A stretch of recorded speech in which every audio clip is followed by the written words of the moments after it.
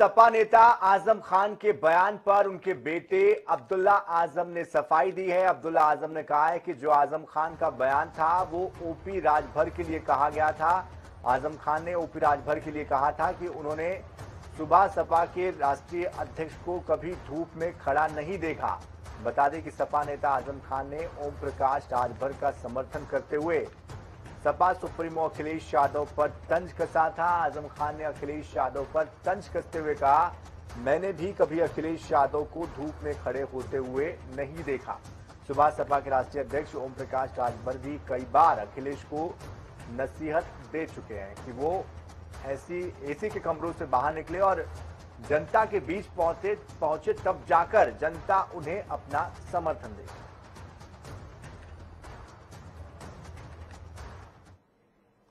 तो जहां एक और आजम खान के बयान पर अब्दुल्ला आजम सफाई देते हुए दिखाई दे रहे, तो वही सुबह सपा के राष्ट्रीय प्रवक्ता अरुण राजभर ने भी आजम के बयान पर अपनी प्रतिक्रिया दी है, अपनी राय दी है और उन्होंने कहा है कि आज आजम खान ने ओपी राजभर के बयान का समर्थन किया है, कल सपा के बड़े बड़े नेता उनका समर्थन करेंगे। और उन्होंने कहा कि अखिलेश यादव ट्विटर और फेसबुक पर 2024 का चुनाव नहीं लड़ सकते।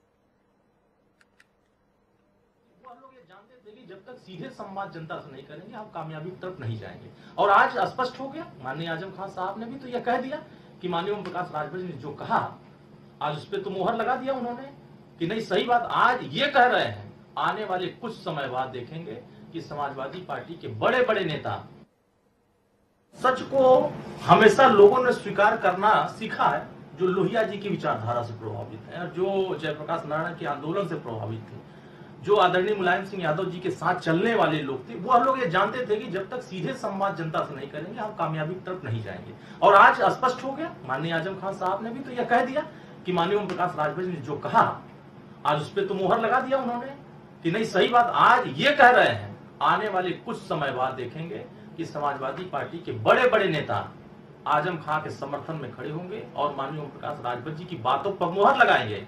और जितना ही यह लोग कहेंगे उतना ही लामबंद समाज होगा और माननीय अखिलेश यादव जी को बताएगा कि ये चुनाव आने वाले 2024 का जो है हम ट्वीट पर नहीं लड़ सकते हैं, हम फेसबुक पर नहीं लड़ सकते हैं, हमको सीधे जनता के बीच में जाकर के बुनियादी मुद्दों को सड़क से लेकर सदन तक हमको लड़ना हो।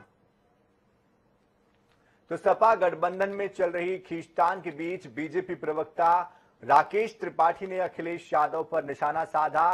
बीजेपी प्रवक्ता ने कहा कि अखिलेश यादव ने कभी जनता के बीच संघर्ष नहीं किया है। पिछले 10 सालों में अखिलेश यादव कभी भी धरने पर नहीं बैठे, यही कारण है कि अब धीरे धीरे सपा का पतन हो रहा है।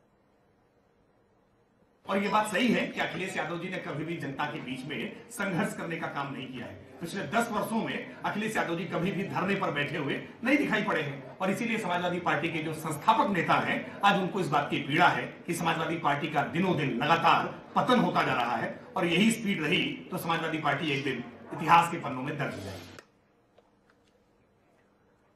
तो इस पूरी खबर पर अधिक जानकारी देने के लिए हमारे साथ हमारे संवाददाता तौकीर किदवई जुड़ चुके हैं। तौकीर, जिस तरह से ये राजनीतिक बयानबाजी सामने आई है, सुबह सपा जो कि विधानसभा चुनाव के वक्त कंधे से कंधा मिलाकर कदम से कदम मिलाकर चल रही थी, अब वही कहीं ना कहीं यहाँ विरोध में होती हुई दिखाई दे रही है।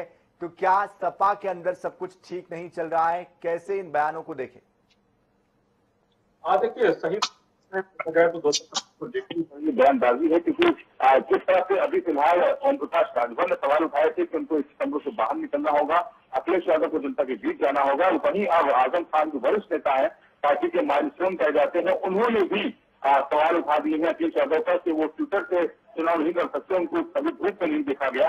तो इस तरह के जो सवाल उठे हैं उसको लेकर अखिलेश यादव को सामने आना होगा और बताना होगा कि उनका क्या प्लान है 2024 में, कैसे अपने सहयोगी को साधेंगे। क्योंकि जिस तरह से लगातार सवाल उठ रहे हैं ओम प्रकाश राजभर, आजम खान और कई ऐसे नेता जो पहले जो बातें कह चुके हैं कि अखिलेश यादव ऐसी कमरों से बाहर नहीं निकलते, उन्हें संघर्ष करना होगा, जनता के मुद्दे उठाने होंगे। इस तरह के मामलों को लेकर अखिलेश यादव लगातार जुड़े भी रहते हैं। लेकिन अभी हाल फिलहाल हमने देखा कि अखिलेश यादव ने एक प्रेस कॉन्फ्रेंस का बयान कहा था कि उन्हें किसी की सलाह की जरूरत नहीं है। उसके बाद कई और नेता मुखर हो गए थे। ओम प्रकाश राजभर ने भी कहा था कि जब उनसे कोई सवाल पूछा जाता है या उनको सलाह दी जाती है तो वो बीजेपी का एजेंट बना देते हैं और ये भी कह देते हैं कि वो किसी और की जबान बोल रहे हैं। तो अखिलेश यादव को लेकर के सवाल उठ रहे हैं। अब इसका जवाब अखिलेश यादव ही दे सकते हैं कि आखिर उनकी क्या रही है, किस चीज के तहत सवाल में उतरेंगे। बिल्कुल, जाहिर तौर पर पार्टी के अस्तित्व को लेकर भी सवाल खड़े हो रहे हैं। जिस तरह की राजनीति पार्टी कर रही है या अखिलेश यादव कर रहे हैं, उसको लेकर सवाल उठ रहे हैं। तो क्या अब इसको लेकर कोई स्पष्टीकरण अखिलेश यादव की तरफ से आने की संभावना है या किसी सपा के और नेता ने इसको लेकर कोई बात रखी है? देखिए, अभी किसी और सपा के नेताओं ने कोई बात नहीं की है, लेकिन शिवपाल यादव इस बात को लगातार कहते आया कि जिस तरह संगठन को लेकर चलना चाहिए अखिलेश यादव उसका कमजोर हुए हैं और यही वजह है कि समाजवादी पार्टी लगातार पीछे हो रही है, कमजोर हो रही है। कई चुनाव हार चुके हैं 2014 से लगातार, जो 14 वर्ष के चुनाव हुए, 2014 का चुनाव लोकसभा में यहाँ पर बहुत खराब प्रदर्शन रहा समाजवादी पार्टी का। उसके बाद 2017 का चुनाव जो विधानसभा का था वो हारे। फिर 2019 का लोकसभा चुनाव है जिसमें 10 सीटों बहुजन समाज पार्टी जीती, इसकी 5 सीटों पर समाजवादी पार्टी को संतोष करना पड़ा। और 2022 का चुनाव जहाँ पर प्रबल दावेदार माने जा रहे थे, लेकिन वहां पर भी हार का सामना करना पड़ा। तो कहीं ना कहीं समाजवादी पार्टी के राष्ट्रपति अखिलेश यादव सवालों के घेरे में है और उनको जवाब देना होगा कि जो सहयोगी दल उनके साथ कैसे साधेंगे कि 2024 एक बड़ा चुनाव माना जा रहा है और उत्तर प्रदेश से ही केंद्र का रास्ता भी जाता है। तो ऐसे में उत्तर प्रदेश की राजनीति अखिलेश यादव को भी तय करनी पड़ेगी और उसमें सहयोगी के साथ रखेंगे। और जो बड़े नेता है आजम खान और शिवपाल जैसे नेता, वो किस तरह साथ होंगे, अलग होंगे, इस पर तस्वीर साफ करनी होगी। बिल्कुल, जाहिर तौर पर जिस तरह की अंदर गतिविधियां चल रही है उसके बाद पार्टी को अब सचेत होने की जरूरत है, अपने आप को और मजबूत करने के लिए नए सिरे से काम करने की जरूरत है। बहुत बहुत शुक्रिया इस पूरी जानकारी के लिए तौकीर किदवई हमारे साथ जुड़ने के लिए।